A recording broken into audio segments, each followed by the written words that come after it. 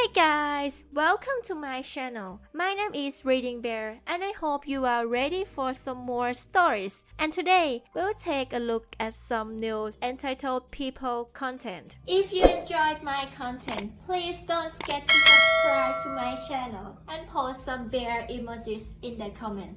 And now, let's dive right into the stories. The first story is titled, HOA repossessed and stole my farm property. We were here before the HOA existed. Summary. HOA thinks they can bully a nearby homeowner who doesn't live in their neighborhood into abiding by their rules. Instead they lose the case, have to pay the homeowner and watch as he antagonizes them with trash can art and chickens. I'm the type of guy that doesn't mind pushing buttons. I've always found it entertaining watching people's reactions, sometimes wondering how far I can take it. I grew up as one of 5 boys and all we did was torture each other with constant pranks and BS. Let me just say that my mother was beyond sick of us by the time we were teenagers. Anyway, the house that I lived in at the time of this story backed up to an HOA community. Essentially, when I stood on my back porch and drank my morning cup of coffee, I could see the entire west side of the neighborhood. This house had been built over 30 years before the neighborhood and their HOA were even thought of, my parents' farm. Yet, somehow when they first were being built and established, we started receiving letters in the mail stating that we were in violation of several policies. How the hell they thought they had jurisdiction over me and my property, I'm not sure. Just a bunch of fucking idiots if you ask me. I ignored everything they sent but always opened up the letters to see what new and hilarious things they were saying now. They liked to complain about my trash cans and my dogs. I do what I want in my house and on my property, and if I want to leave my trash can at the end of my driveway for the rest of my life, it's my goddamn prerogative and they can't do shit about it. Same goes for my pups, if I want to let them run around off leash then I can. The constant letters eventually grew to be really annoying and were starting to piss me off. I eventually received a statement that they were going to sue me and take me to court for the fines that I hadn't paid for the violations that I had made. At this point I didn't have the ability to ignore this letter, but instead now had to deal with legal bullshit. Thankfully, I had a buddy that was an attorney who was willing to give me some advice and help. From everything that I told him, he said that there wasn't much legal leg for them to stand on. No surprise, I already knew that. All I needed was my deed to the property and that should be enough. Turns out, he was right. Good friend that he was. I honestly can't even believe that these people wasted their own time and mine trying to take me to court. I was even more blown away by the arrogance that I saw from the HOA board and their attorney. They literally acted like they owned my fucking house. Like they thought they had any jurisdiction over a home that's not even in their neighborhood, nor built or established by them. My attorney friend told me that this happens and that many shitty associations will try to pull stunts like this on pre-existing homes that are near HOA new neighborhoods.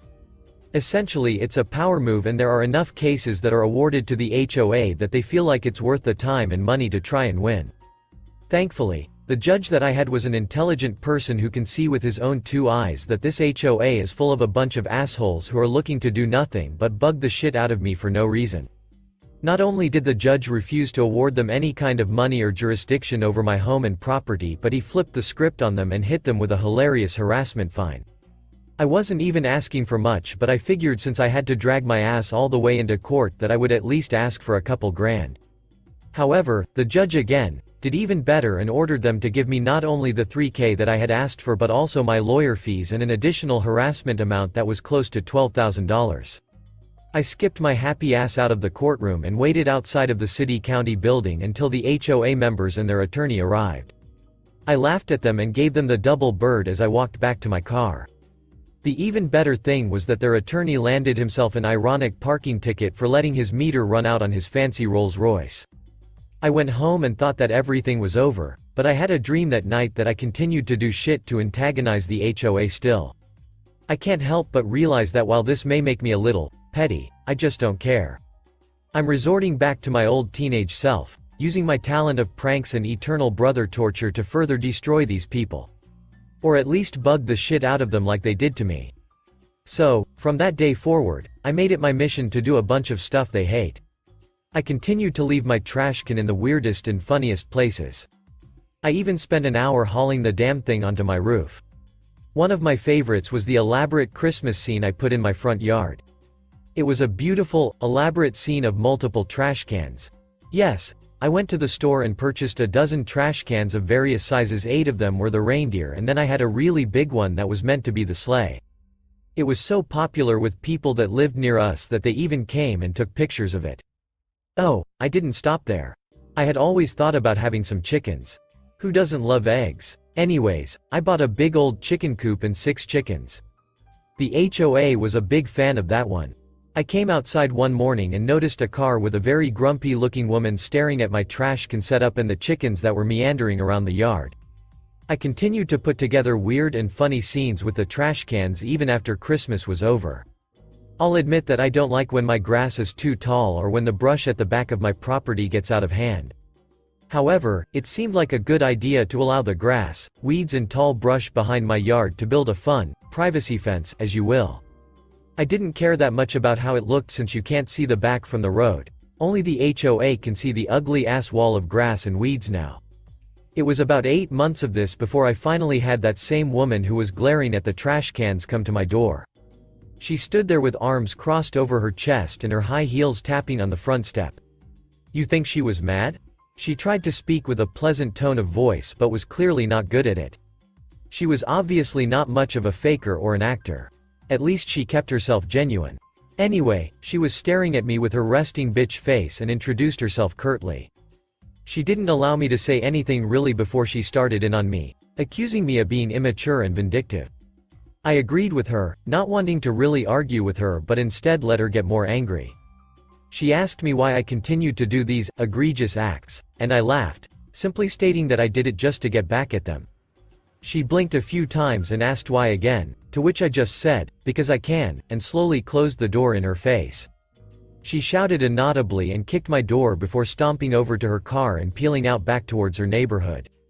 This back and forth battle of me doing shit to annoy the HOA and the lady visiting my house to yell at me for being immature continued for about 2 years, but I eventually found a job in another state.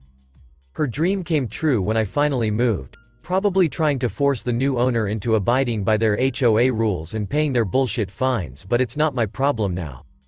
The next story is titled, Would I be the a-hole for planting prickly bushes in my front yard to keep the neighbor's kids from my property? I moved into a detached townhouse a few months ago. It's a rental. I'm leasing it for a year with the option to extend that with a second year or possibly buy the house.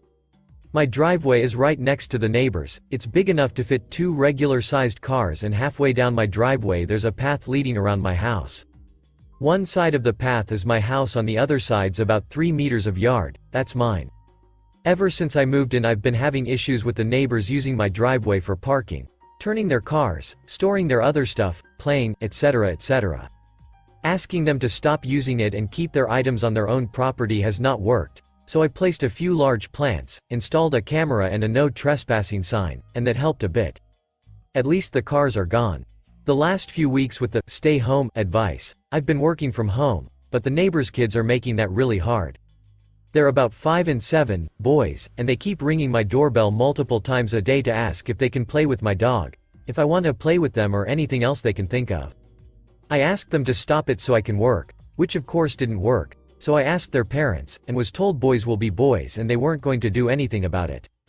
To keep my sanity intact I removed the battery from the doorbell, but now they keep running around in my front yard, on the path around the house, banging on my windows, banging on my doors, and actually tried to open the gate to my backyard this morning as they heard me in there.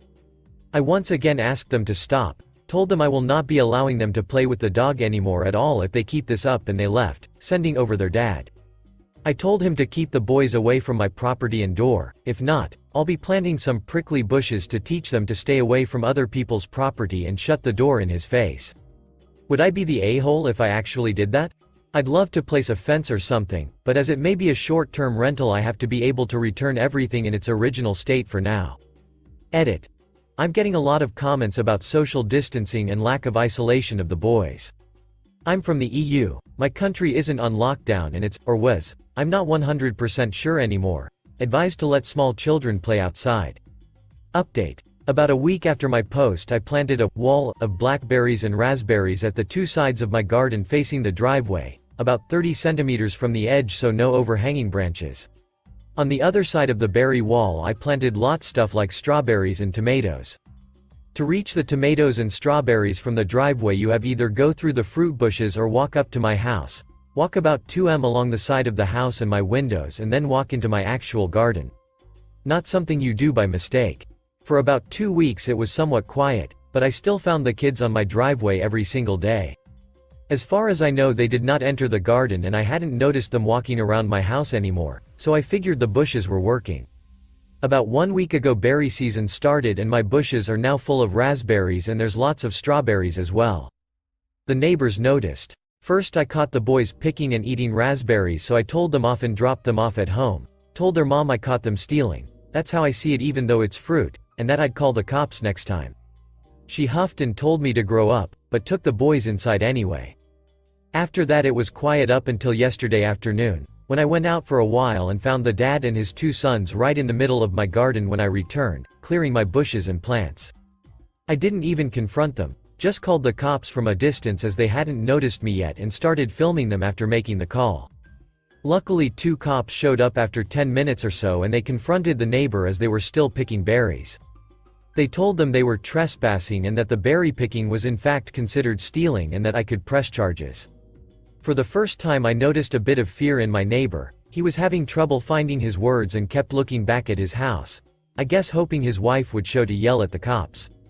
They all went inside with the cops, so I just went home as well. After a while the cops came by and asked me if I wanted to press charges. I asked them if they felt like they scared the neighbor enough to stay away. I got a small smile and yes about him, but the wife had just kept shouting at them and her husband about the little witch living next door. I told them no for now, asked them if I'd be allowed to get an extra camera set up on the wall between my garden and the road to cover the entire front garden plus driveway. They said that's allowed as long as it's on my side of the wall. So, now I'm getting an extra camera installed. One neighbor knows I'm done messing around but his wife isn't there yet, and if I ever catch any of them again, the cops will be called and possible charges will follow. The next story is titled, EMT decks an entitled a-hole for blocking an ambulance. In memory of my late mother, she went peacefully and lived an amazing life. I'll retell one of my favorite stories when she was a nurse. Back in the 80s, she worked extra shifts in the TIPS, Trauma Intervention Program services. Professional nurses acted as grief counselors and rode around with ambulances or arrived on site where the living experienced a traumatic event. One evening she got a call to a hotel where the parents experienced a rather violent reaction of their 8-year-old child. I don't have any details, sorry. My mom was on site comforting the mother while the EMTs were suffering the loss of losing the child just as they got there. The lead, Bruce, was 6 inches 2 feet 230 pounds, thick 80s Magnum Pie mustache and a stern look that could make hardened cops look away. When he wasn't decked out in gear and looking menacing, he was a teddy bear according to my mom. The ambulance had parked outside the main entrance at an angle, half on the sidewalk with its rear butting into the 2-lane valet area. As I understood it, it was to avoid inconveniencing guests while still maintaining emergency access. The events of the evening were particularly traumatic, so everyone working for the hotel as well as guests in the know were somber. The EMT Bruce was escorting the coroner up and my mom was downstairs consoling the grief-stricken parents. An entitled a-hole comes pulling up and decides to park directly behind the angled ambulance. According to my mom, literally inches of space between his Jaguar and the back of emergency vehicle. My mother gets up to tell the entitled a-hole to move his vehicle as wasn't in the valet area. He instantly curses her out and proceeds to head inside to the bar to meet his intended party. The one remaining valet is trying desperately to get the guy's keys to move his vehicle and the entitled a-hole stops to curse both him and my mom out for daring to speak to him. Off inside he goes and the valet heads inside to report this as my mother goes back to consoling the now further shaken parents. With the details of the coroner taken care of, both Bruce and his partner finish packing up the vehicle and are visibly pissed at Jaguar blocking the ambulance. The entrance to the hotel explodes into commotion as security, the GM of the hotel, the valet guy are escorting entitled a-hole out of the hotel. There is a lot of shouting and everyone is staring at what's going down. Entitled a-hole is shoving his way against the security trying to get back inside all while shouting he cannot be treated this way. He is so and so of blah blah corporation and he will not be manhandled. Side note. Owen Wilson's character from Night at the Museum always made her laugh so hard because of this man-handled comment.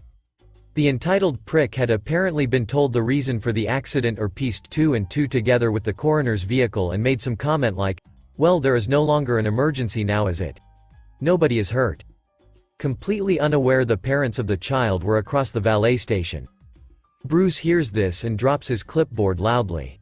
He marches up the stairs of the hotel, right up to the entitled prick, turns him around and decks him fully in the face in front of everyone. The entitled prick stumbles back and falls to the ground. Bruce marches up and leans over alley style, "Now someone is hurt." Some other words were said my mom couldn't recall, but he answered the guy on the ground. "Go call for emergency services because I ain't gonna help you. Now move your damn car." And storms off down the stairs. As he is passing, he pauses with the scariest face she has ever seen on him. The last story is titled, "If my work is that bad, then it would be better for everyone if I quit. My last job was okay, but not fantastic. We were always short-staffed and as a result we had to make up any time lost due to absence or illness. But the real trial was our boss, who was one of those seagull bosses, always wanting drastic changes to everything, no matter how unnecessary they were or how much harder it would make our work.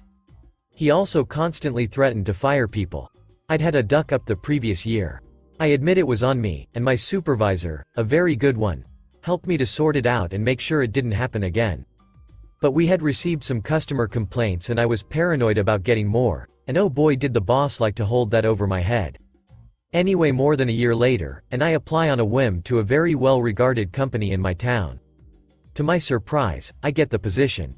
It's much better run and organized, so it's a great deal. But I do feel a bit bad for my old work since we're about to hit a very busy season.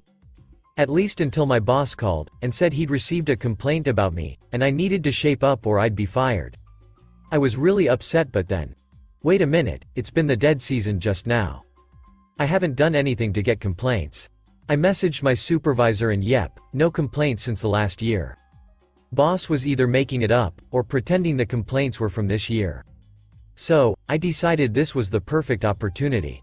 I messaged my boss and told him that since there were so many complaints and I wasn't getting any better, it would be best for me to step down from my role as I obviously could not do it. Immediate backpedal on his part.